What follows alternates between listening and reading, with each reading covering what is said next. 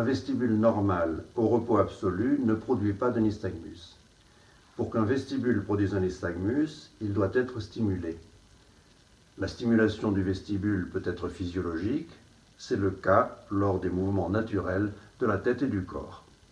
Et c'est aussi le cas lorsque le vestibule est stimulé par des épreuves spécialement imaginées et codifiées, par exemple lors d'un mouvement pendulaire.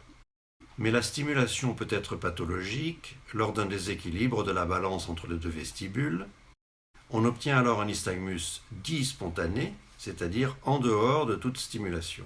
De plus, un nystagmus peut se révéler soit par lui-même, c'est-à-dire, comme nous l'avons déjà vu, par une succession de phases lentes et de phases rapides, plus ou moins amples et plus ou moins régulières, soit par son retentissement sur les différentes épreuves, c'est-à-dire la réflectivité, le déficit, la prépondérance directionnelle du nystagmus.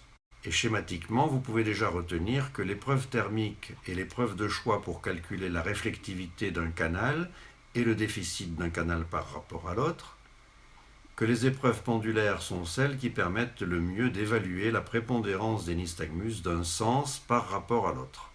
Dans le prochain épisode, je vais parler de la prépondérance directionnelle du nystagmus.